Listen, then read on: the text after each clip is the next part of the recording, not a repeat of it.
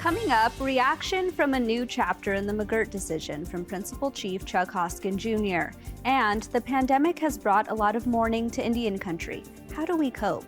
Plus, we learn how the United States Postal Service is vital for rural communities.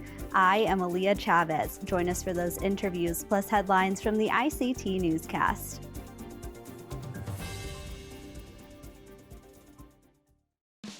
The Walter Cronkite School of Journalism and Mass Communication at Arizona State University is a proud supporter of Indian Country Today. Students at Cronkite News and Gaylord College at the University of Oklahoma cover indigenous communities together. This important work is distributed by more than 100 news organizations. This collaboration provides a much-needed boost to coverage of Native American communities nationwide. Learn more at cronkitenews.azpbs.org.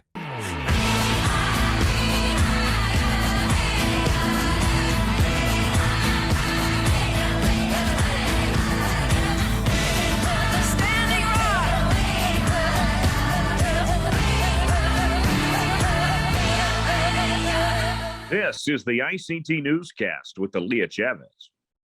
Thank you for joining the ICT Newscast. The Kansas City Chiefs are one win away from going to the Super Bowl, and now that's putting pressure on the team to ditch its problematic traditions. On Sunday's game versus the Buffalo Bills, a group of activists from the organization Not in Our Honor staged a protest outside of Arrowhead Stadium. They held signs saying, "Change the name." The group is pushing for Kansas City to ditch its team tradition of the tomahawk chop, which is when fans are seen breaking into a war chant using a hand gesture motion. Organizers like Rhonda Lavaldo say many people are missing the point. Everyone's talking about how great a game it was, and it was like, hello, there was racism going on throughout the whole game, and you guys are not talking about it. We're just going to ignore the fact that they're doing this ridiculous arm gesture. In 2020, the NFL team announced it would prohibit fans from wearing headdresses and war paint at the stadium. Going into its upcoming game, Kansas City currently has 2 Native players on its roster, and moving forward, Not in Our Honor says it will be at next Sunday's game protesting. If Kansas City makes it to the Super Bowl, the organization says it will travel to Southern California to protest there. In New Mexico, a tribal nation has agreed to lease more of its water to help with the Colorado River Basin. The Hickory Apache Nation agreed to lease up to 6.5 billion gallons of water per year to the state to help with endangered species and increase water security for New Mexico. New Mexico is among the 7 western states that rely on the Colorado River. Daryl Vigil, the Hickory Apache's water administrator, says there is a need for solutions as pressure grows across the drought-stricken basin. He talked about meaningful cooperation with Native communities, saying this project could serve as a model for other tribal nations and open the door to broader conversations. Water managers elsewhere already have had to come up with contingency plans, as less snow, warmer temperatures, and water lost to evaporation have affected the river's ability to meet demands. The water would be released from the Navajo Reservoir in northwestern New Mexico to feed the San Juan River, which flows into the Colorado River. In New York, a new art show is focusing on the Lenape. Lenape Hoking is a new exhibition at Brooklyn's Greenpoint Library and Environmental Education Center. New York City and its surrounding areas are the ancestral homelands to the Lenape. The exhibition features beadwork, a turkey feather cape, and a culinary tapestry from the Seed Matriation Project. Bandolier bags from 1830 to 1850 are also on display in the gallery. Delaware citizen Joe Baker is the show's curator, and he says the exhibition is more than just the art. In many ways, this exhibit is much more than just the art that you see. It's really symbolic of our return to the homeland. It's about a relationship to the land, to the people, to our histories, which began here. This show is a partnership between the library and the Lenape Center, whose mission is to continue their ancestral art in their own homeland, and the art exhibition will be on display through April 30th. A new language program aimed at adults is being launched by the Chickasaw Nation in Oklahoma. This 3-year-long program will compensate Chickasaws for learning the language, and it will start next month. Already, several videos are posted to the nation's YouTube channel. It's all part of the Chickasaw Language Revitalization Program. Tribal elder Joanne Ellis tells the story about the buzzard. Katimi Shiki Nana Ili Apa Chukfi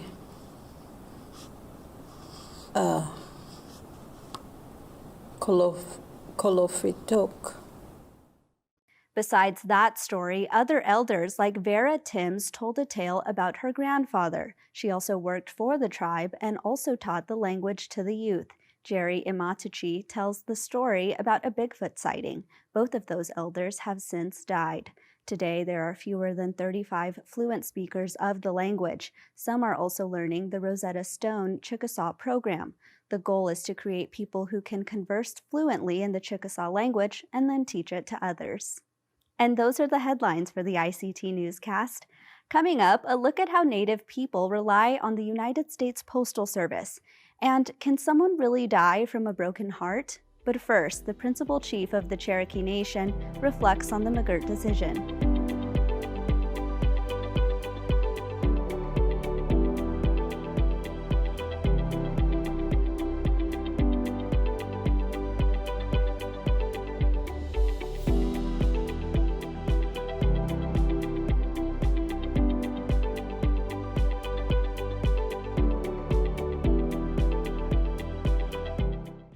The Cherokee Nation has been the center of media attention recently. Last week, the U.S. Supreme Court announced it will reconsider the landmark case McGirt versus Oklahoma. And prior to that, the nation has been battling Oklahoma Governor Kevin Stitt for issues like hunting and fishing licenses.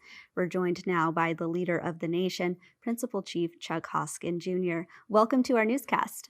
Well, good to be with you. Let's start off with McGirt. You've said historically that this recent reconsideration by the Supreme Court is a huge win for Indian country. Why is that? Well, it's such a huge win, and it's worth remembering what McGirt is really about at its core. And what McGirt is really about is whether the United States ought to keep its promise to Indian tribes. That's a very basic proposition that I think all of Indian country supports. Really, the whole country should support, because this ought to be a country that keeps its word. So let's remember that McGirt was about the removal treaties that removed the 5 tribes from their original homelands to what is now Oklahoma.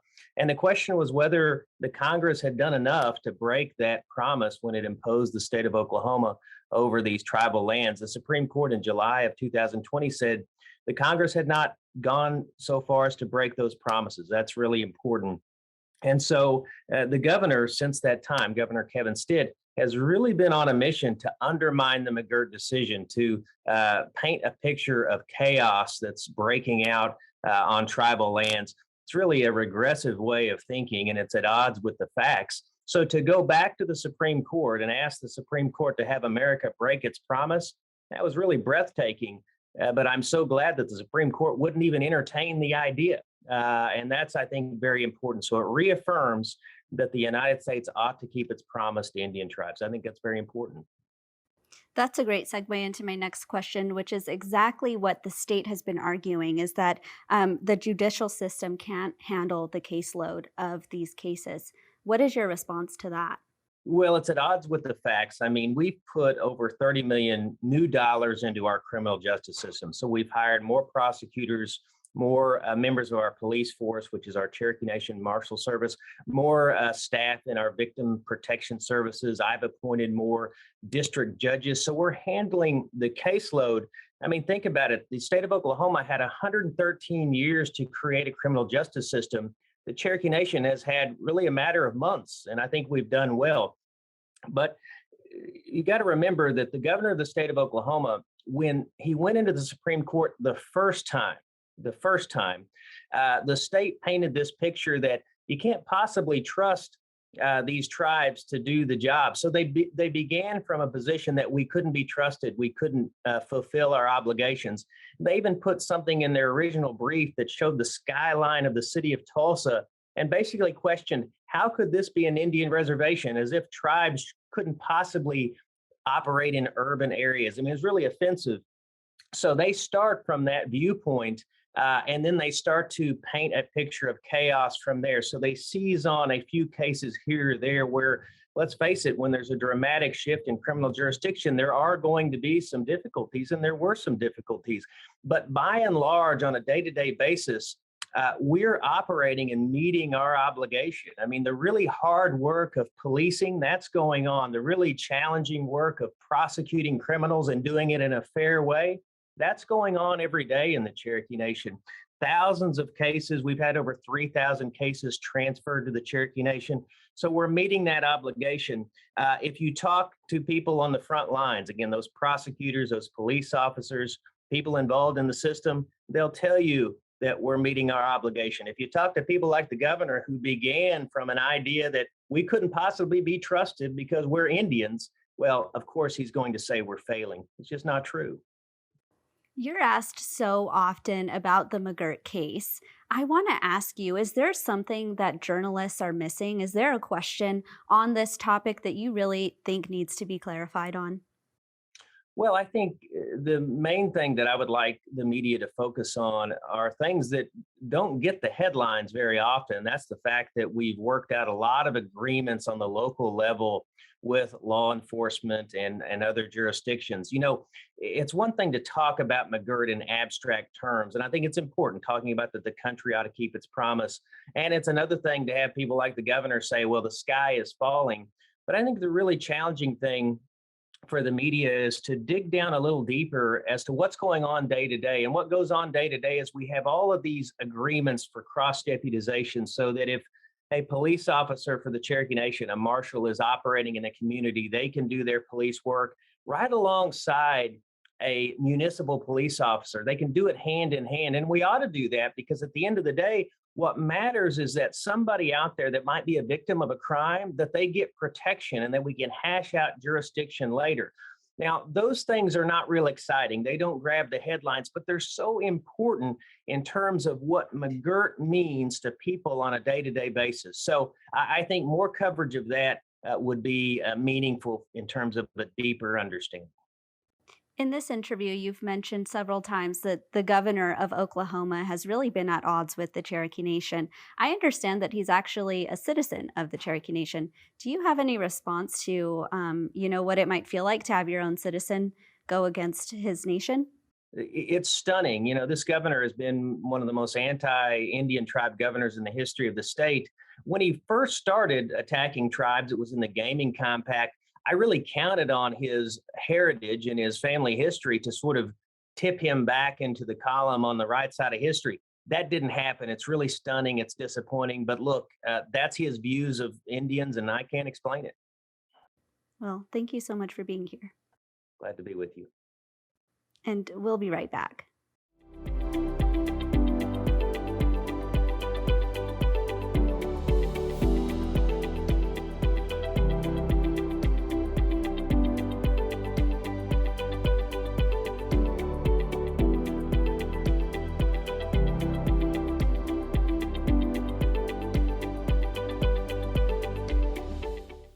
He's a chef, a carpenter, and mechanic, but most people know Arnie Vainio from his newspaper columns. In the January issue of The Circle, which is a Minnesota-based American Indian newspaper, we learn about grief. Welcome, Dr. Vainio. You tell us about one of your patients a while back who had heart pains, but there was nothing wrong. And after the death of her son, would you say that her heart was broken? Her heart was broken. And it's not the natural order of things for a child to precede a parent in death. And it was extremely hard for her. She had an unresolved grief and unrecognized or disenfranchised grief, I think is the term for that, where people didn't appreciate her grief or didn't want to talk about her son because they thought it would remind her of his death, when in fact everything did. Birds flying outside, water running, he drowned. So anytime she saw water running, it reminded her of her son's death. And he was a child when he died, and stayed that age for her as her other children grew up, and uh, her friends quit eventually quit being her friends because they everything led to conversations about her son, and that's what she thought of. And in our visits, she did have chest pain and saw a cardiologist, and our visits were eventually primarily her talking about her son, and that was actually good for both of us. So often around the entire world, and of course in Indian country, so many people are talking about grief. For someone watching this who's maybe lost someone and is having a hard time, getting through all of the emotional pain that it takes, what do you say to them? Different tribes have different customs. An Ojibwe funeral is a beautiful and final ceremony, and the spirit of the deceased gets sent to be with our ancestors and to be part of our ancestors. This existence that we have is a temporary physical existence for our spirits um, to somehow improve and and develop. And we need to kind of keep that in mind. We're not here to make money and to buy things and to amass political power. And I mean, what we're really here for is for our spirits to develop. And and as people are grieving, they do miss people. That grief is the price we pay for love, and um, and it's the grief is a powerful emotion. Somebody's been with somebody for a long time. Couples that have been together for a long time, people, family members that have been together for a long time. Oftentimes, that person that's gone was half of somebody's memory, and it took on roles in the household and things that now have to be assumed by one person who's not ready to do it. I think one of the core values in many of our households is this idea of taking care of of one another. When you're supporting someone who's mourning, how do you do that? Well, it depends. There's people that mourn forever, and sometimes people get lost in that well of grief um, with substance abuse, and it's not uncommon. And I have I've been a physician on the Fond du Lac Reservation for the last 24 and some years, and in that time, more and more realized that our ceremonies and our traditions are really important to us. And a lot of that's been lost, or a lot of it's been missing. And one of the things that we do is we put tobacco out. For Ojibwe people, tobacco is a gift from the Creator for us to communicate with the spirits and communicate with the Creator. And it sounds like crazy stuff for a physician to be talking about, but I have um, I have patients put tobacco out, and people do it kind of at special times and when they're wanting something or they're lost. But really, the time to be doing that is every day, first thing in the morning, and that's what I do. So before I do anything else, I go outside and I put tobacco out every morning. And when you do that, and when I have patients do that, it every time they put some of that out, a little bit of the grief can go with that, and it can't be taken all at once. It's something that it's part of them. But if you can get a little bit of relief from that every single time, it adds up. And there are things to see out there. Our elders tell us that when you go outside and put tobacco out, that everything out there is trying to tell you something. Dr. Vineo, thank you so much. Glitch. And we'll be right back.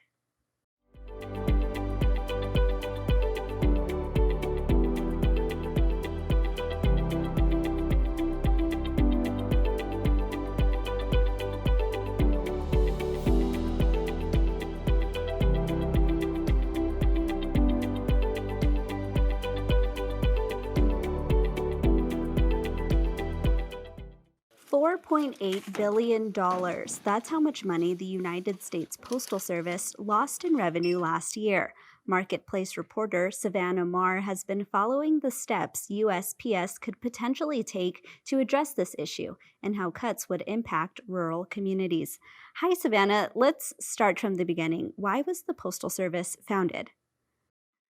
Yeah, so in the process of reporting this story, I learned that the Postal Service was actually founded to serve rural Americans and to make sure that folks at the time in the late 1700s who were living in, Appalachia, in rural parts of New England, were able to receive newspapers, were able to, conduct business, correspond with people that lived in cities, and just generally be able to participate in society more in the way that folks in cities were able to.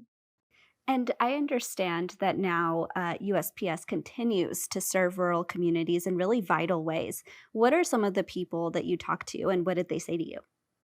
Yeah, so I spoke with an artist named JJ Otero, who's Navajo and Hopi. And until several years ago, he was an IT professional living and working in Albuquerque. But he, about 5 years ago, wanted to move home to take care of his parents who are getting older and just to live in the community that raised him. There are not a lot of IT jobs in Torreon, New Mexico, or, in Cuba, New Mexico, the nearest sort of border town that's about 30 miles away. And so he started a business as an artist where he was woodworking, he was making cradle boards, he was learning how to be a silversmith and make silver jewelry.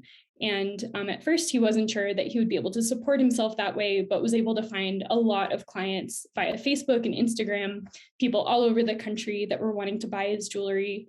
But a lot of things have to go right as a rural entrepreneur if you're selling to folks elsewhere in the country, including the Postal Service functioning as it should and being reliable. And so I understand that if sometimes people order from him and he needs to travel somewhere else to even ship them, it obviously causes a lot more issues than someone who had these services really close to them. Yeah, so most of JJ's orders he ships through the US Postal Service and has to travel about 30 miles to Cuba, New Mexico to get those out. If there is a snowstorm or something like that and the dirt roads are impassable, then obviously he can't get there. And sometimes a customer will request that something be sent via UPS or FedEx, which don't offer a whole lot of service in rural parts of the country. And in that case, JJ has to drive all the way to Albuquerque, which is, a 2.5-hour round trip. Just to mail something out, just to keep his business functioning. So a lot of things have to go right for his business to stay afloat. One of the other major roles that USPS plays in Native communities is this idea of voting remotely or absentee ballots. Tell us about that. Yeah, so I spoke with Dr. Twyla Baker, who's the president of the Tribal College on the Fort Berthold Reservation in North Dakota. And she talked to me about the importance of mail-in voting for that community and for many other folks who live in rural parts of Indian country where you might otherwise need to travel a very long way to get to a polling place. During the pandemic, we saw that mail-in voting was very important in rural communities and Native communities when people didn't want to go stand in line to vote. Didn't want to be exposed to COVID. And in addition to that, Dr. Baker and I talked about how the Postal Service in a lot of Native communities is just, it can serve as a community center and a place for sharing information. If not everybody has reliable access to the internet, that might be where you're posting that you're selling a car or that, you're having a benefit breakfast for your kids' basketball team or something. So it serves some really important roles in Native communities. So when we're talking about cuts to the USPS, that obviously would mean things like shortages, shorter hours. Tell us more about this 10-year austerity plan. Yeah, so this Postmaster General Louis DeJoy has this 10-year plan to kind of get the Postal Service's finances in order, and his goal is for the agency to break even. And it involves, basically making the mail a little bit slower and costing a bit more, longer delivery windows, rate hikes, and in some of post offices that are considered low traffic, there could be consolidation of post offices, closures of some post offices. And the agency has said that these changes will have the biggest impacts on what it calls the fringes of its network, which of course means rural America and many rural parts of Indian country. So if a lot of these branches are consolidated, that would mean folks like JJ Otero having to drive even farther to be able to use the service. Yeah, I think it just makes it more difficult to live in these places. It means a business owner like JJ Otero is, going to have to get creative to keep his business afloat, and that certain entrepreneurs might not be able to continue to run their businesses from their homelands. So some really significant impacts. What are the next steps in this austerity plan, and how likely do you think it is to actually become the reality? The Postmaster General Louis DeJoy does appear to have the support of the current postal board. So it seems likely to me that some of these changes will start to get underway very soon. Well, Savannah Marr, thank you so much. Thank you for having me. And that's a slice of our Indigenous world. Thank you for watching. For all the latest news, visit IndianCountryToday.com. I am Malia Chavez. Sometimes you got to take a stand just because you know you can. Oh, you got to run, you got to run.